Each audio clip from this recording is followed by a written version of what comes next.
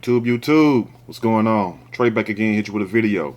Now this video right here comes straight from Bristol, England, somewhere overseas, and big shout out to all my people in the UK, Great Britain, England, wherever you may be at. But this man decided that he did not want to be with his wife no more, and she did, as I say, the unthinkable. No, not the Alicia Keys songs. She decided to throw acid in his face, and it caused him severe damage, and he ultimately ended up losing his life in the end, battling all the complications. So I'm going to read a snippet from this story, and I will give my opinion, surely as I go. Woman threw acid on her husband's face because he didn't want to be with her anymore. Now, what kind of shit is that? She laughed and just threw it. Acid attack victim who took 15 months to die in agony tells murder trial from beyond the grave.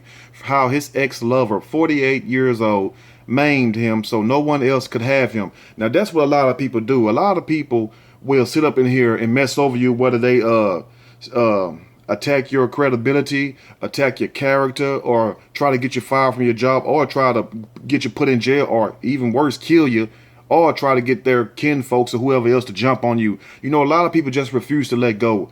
And you have to watch these people because they always give you signs like, I'll die without you, I'll kill you before I let you leave me. When somebody start talking crazy like that, you need to get the hell up out of there, because your spider sense ought to start tingling right then, and you need to hit the front door, the nearest exit if you can.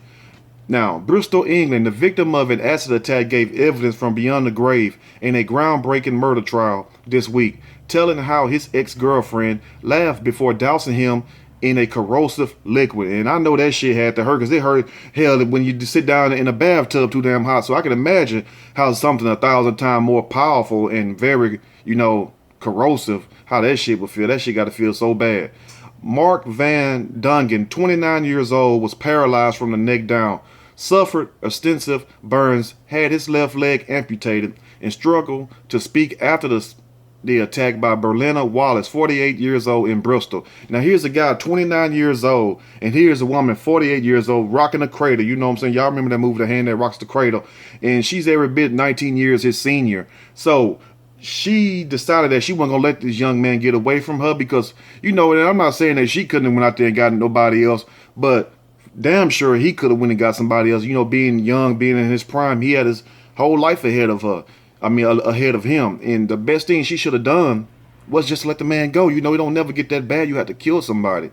Now, prosecutors say that despite the victim having later died at a euthanasia clinic in Belgium, the acid attack led directly to his death, and have been charged Berliner with the murder.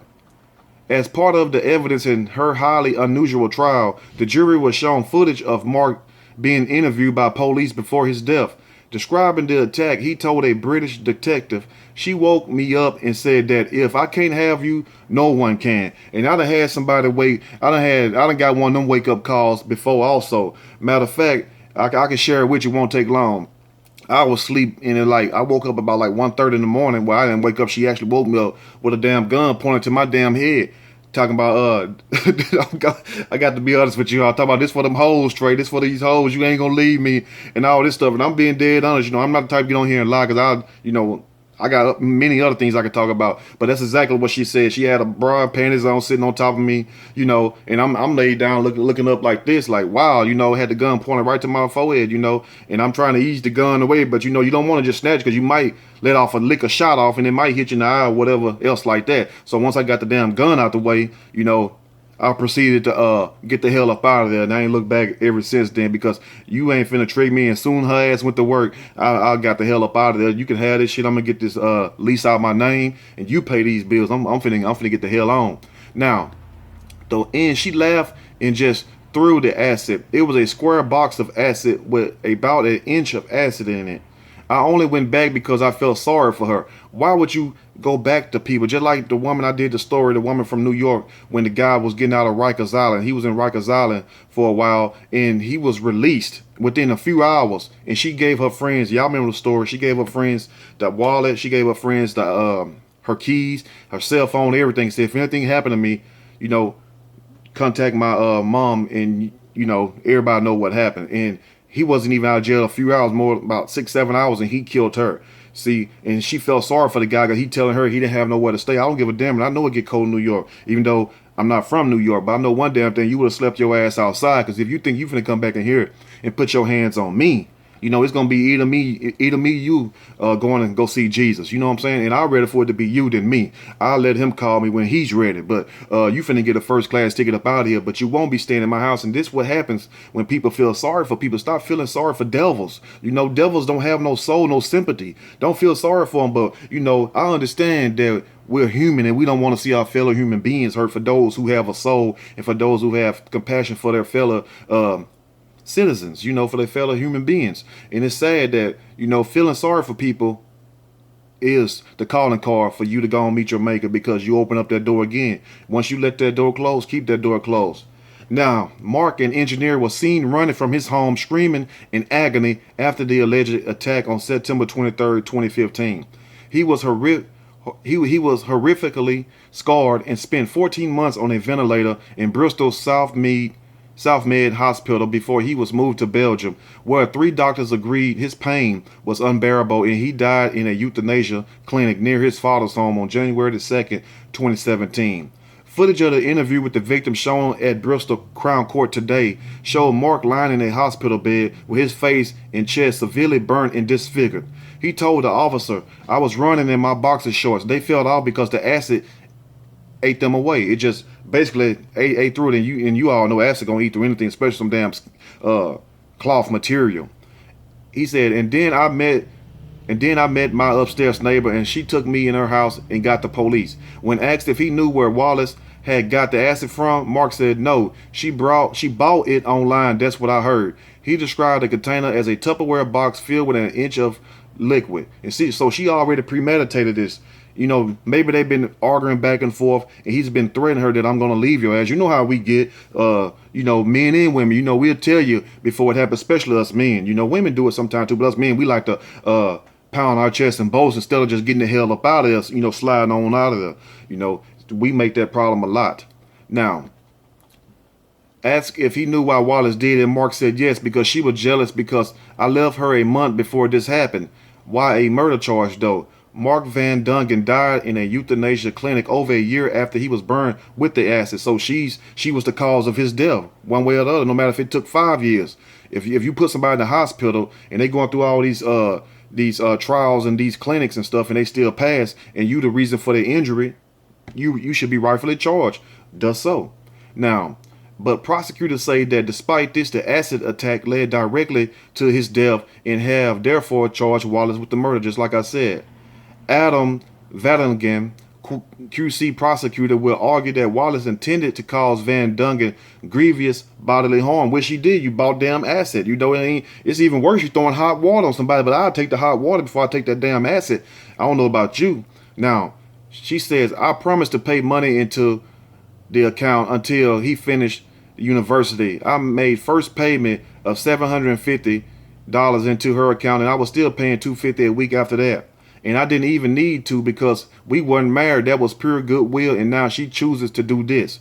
In the weeks before the attack, Wallace carried out internet searches, including "Can I die from drinking sulfuric acid?" and search for graphic images of acid attack victims the court heard. And see, that's one thing that people need to understand. When you sit up in here and you use this internet, it logs everything that you do. It has a backlog of everything. So guess what? If somebody wind up dead and you become a suspect, the only thing they got to do is file a motion to Google or whoever the service provider. 9 times out of 10, it would be Google or somebody like that, or Yahoo. And guess what? Court ordered, you would get them records, and you would see everything that person searched, from pictures to if they sending secret emails or whatever. Everything comes out. And that's stupid of people right there. Number one, it's stupid to want to kill somebody for leaving you, but it's very stupid also and naive to go online and try to search for clues and images of how the effect look after you do what you do, throwing acid on people.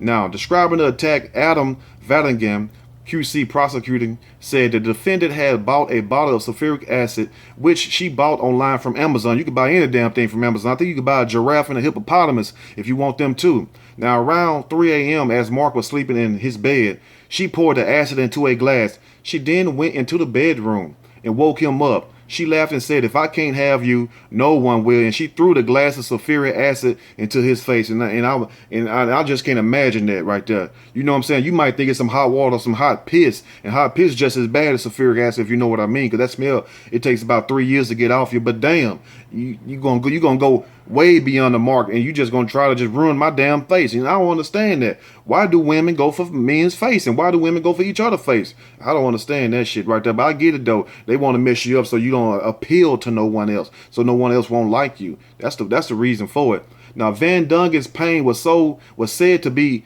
unbearable before he died at a euthanasia clinic in his father's home country of Belgium. Excuse me. It covered his face and parts of his upper body and dripped onto his lower body as he moved. Covered in burning acid, Mark ran out into the street in his boxer shorts, screaming for help. The court heard couple had a 5-year relationship and lived together, but it hit the rocks when Mark began seeing another woman in August 2015. That's what did it right there. And this woman right here, and of course Mark is a Caucasian, and the woman is a black woman that threw the acid on him. Also, for those of you who need to know that also. And he messed up when he seen this other woman. Instead of going to be with that other woman, he decided to come back to his wife that he was with, feeling sorry for her, just like the story said earlier when I was reading it. And that's what he messed up at right there, because you know what I'm saying? Hell hath no fury like a woman that's been scorned. But also, hell have no fury like a man been scorned also. But women just go way overboard. Fellas, we'll leave. We ain't finna throw no acid on your ass. And if you is going to throw acid on a woman, hey, you need to check yourself, because you a sim and you coochie whipped, if you know what I mean. Now, the attacker had poured boiling water on the victim in a previous assault. She already threw boiling water on him. You know, he should have seen the acid coming. You know, if somebody start off throwing hot grits on you like Al Green wife, best believe the acid coming right after that. So prepare yourself. Have a shield on, some armor, or get the hell up out of there. Now, a year before the acid attack, Wallace poured boiling water over Mark during a petty argument, he told police in a recorded interview. So she treated this guy like a piece of shit, like he was just a piece of meat to her. Then if you don't have no respect for nobody to throw boiling water on them, I don't give a damn if you cheating or not. We just gonna break up. I'm not finna sit up here and try to torture you, because I can do better than you anyway. Now, he told officers of how Wallace subjected him to domestic violence and made it appear he was abusing her by punching herself in the face. And a lot of women do that shit right there. They'll punch them damn self in the face like that crazy ass woman off a thin line between love and hate, and have your ass sitting up in the county or somewhere in the juke joint, you know, looking foolish, like you a woman beater now. He told them Wallace would stand in front of a mirror punching herself in the face, even giving herself a black eye. She was goddamn crazy. Then threatened to tell police he had hit her if he tried to leave. So she basically had his balls in a slinky, if you know what I mean. Man, he should have got the hell up out of there. He should have recorded all that shit, got her to confess, and get the hell up out of there, and he still would be living today. Sometimes, fellas and women, but I'm talking to the fellas right now, we got to use our minds. Stop trying to be emotional. Stop trying to argue with these females, because don't no man got no business arguing with no woman anyway. It's no competition. You feel what I'm saying? You got to think. You got to think for yourself and the person. Now, the allegations spanned more than a year and included accusations that Wallace would hide his passport to prevent him from going back home to Holland, and did so the week of the acid attack. He said this happened in the days before September 23rd. Not only did she hide the man's passport, but she tried to prevent him from traveling and leaving, because she already had a plan in advance to kill him. Now, Mark said, I was looking for it the whole week, but I couldn't find it. I only came back because I felt sorry for her, but I knew that she had my passport. He felt sorry for her, but he wanted to get that passport too. Now, in the interview carried out at Southmead Hospital, he urged officers to look into GP records for the boiling water attack. And well, I'm going to read this part, and this is going to be it. Shortly before his death, Mark, a Dutch national, told colleagues that Wallace had been violent towards him and seemed genuinely scared. So this man right here, and I'm going to leave the link in the description below. This guy basically feared this woman, because any other man would have got the hell away from that woman, or they would have tried to hurt her, took her out. Because I don't know too many men where I come from in their right mind gonna sit up here and let a woman throw boiling water on him and not get that ass. And I ain't talking about having sex with her. I'm talking about dropping them bees on her, whether they be Fifth Ward bees or whatever the hell else. You're not gonna sit up in here and do a man like that. But if the shoe was on the other foot, they'd be like, well, maybe he was abusing her. Well, she was abusing herself because he wanted to leave and she kept beating herself up. So he was stuck between a rock and a hard place. But like I said, he should have recorded the thing because 2015 cell phones was out and camcorders, all this. He should have recorded the whole incident so that way he'd go straight to the authorities. So that way if she come and tell you, look, I done beat her up, I done broke her leg or whatever else, or even worse, I done shot her, because if she's crazy enough to order acid off her own off of the internet, Amazon, she's also crazy enough to probably even try to shoot herself and really get you attempted murder charge like this. So the best thing to do, since they want to set you up, you set them back up, but at the same time protect yourself and don't ever get violent unless you have to. Now this is one story that you need to get violent in or get the hell away from that person. But anyway, let me know what you all think about this story right here. It's been your boy Trey. If you like the video, push that like button. If you like, subscribe. Till next time, stay blessed, stay woke, and hey, find somebody who's gonna treat you right. I'm out.